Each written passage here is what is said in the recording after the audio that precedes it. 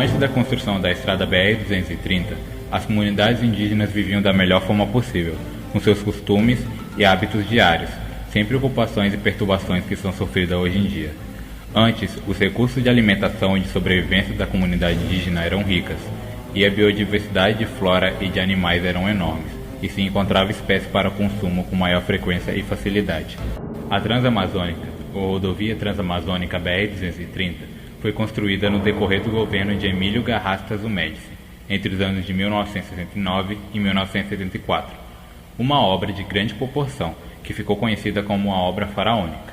Para o desenvolvimento da obra, o governo conduziu à região aproximadamente 4.000 homens, entre 1970 e 1973. Isso com o intuito de abrir estradas e estabelecer a comunicação entre as cidades. A execução do projeto aconteceu em um período de regime militar no Brasil. A rodovia tornou-se a terceira maior do país, com 4.000 quilômetros, percorrendo os estados da Paraíba, Piauí, Maranhão, Pará e Amazonas. A Transamazônica corta o Brasil no sentido leste-oeste. Por isso, é considerado uma rodovia transversal. No entanto, em grande parte, não é pavimentada. Os extremos da rodovia são respectivamente em Cabedelo e Lábrea. O objetivo de se construir uma rodovia dessa proporção era para interligar as regiões, especialmente a região norte, com o restante do Brasil, e povoar aquela área tão desabitada.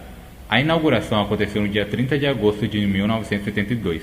A intenção original era que a rodovia fosse pavimentada, ligando a região Nordeste e Norte, além do Peru e Equador, somando 8.000 quilômetros. Como a rodovia Transamazônica não é pavimentada, fica intransitável entre outubro e março, período que determina a época chuvosa na região. Sua construção provocou diversos problemas, entre eles o desmatamento que ocorre nas áreas próximas. A perda de biodiversidade veio acompanhada com a construção da estrada. Hoje em dia, a quantidade de pesca e caça sofreram diferença todos os anos, ficando cada vez mais complicada. As práticas de pesca e caça, que antes eram atividades feitas com mais facilidade, não é mais tão simples assim, pois grande parte dos animais e da floresta foram perdidos. A construção da rodovia, além do impacto em várias etnias, afetando ao menos 29 povos indígenas, dentre eles 11 etnias que viviam completamente isoladas, e significou o extermínio de milhares de pessoas, já que muitas comunidades foram cortadas ao meio para que a passagem da rodovia fosse concluída, como, por exemplo, o extermínio quase que total dos índios de Iarui e de boa parte dos Tenharim. As doenças que atacavam naquela época eram malária, e o ataque dos piuns, que as pessoas tinham alergia, tinham dificuldade, e a reação às vezes era sangramento. Os prédios de defesa indígenas foram destruídos e a integridade indígena foi ameaçada. A dificuldade que as pessoas passaram na Transamazônica foi a adaptação para viver com uma realidade totalmente diferente, a moradia, que eram pequenos cômodos, onde não ofereciam condições de vida. Mesmo que ele vivesse numa dificuldade maior, mas ele tinha liberdade de ir e vir. Então eles foram colocados em pequenos alojamentos, onde eles tinham dificuldade de adaptação. E muitas doenças afetavam as crianças e morriam devido à dificuldade. A realidade oferecida era difícil.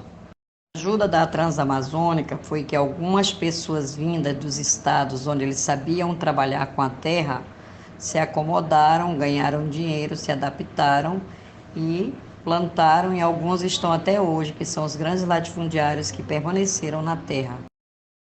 Antes de chamar-se Altamira, chamava-se Tabaquara, termo que pode ser traduzido do tupi como ex-aldeia. No atual quilômetro 30 da BR Transamazônica, entre Altamira e Brasil Novo, encontra-se uma comunidade formada por migrantes que se transferiram para a região antes mesmo que o presidente Emílio Garrastazu Médici resolvesse abrir aquela que, nos anos 1970, era chamada de Rodovia da Esperança. A cidade se tornou efetivamente urbana neste período.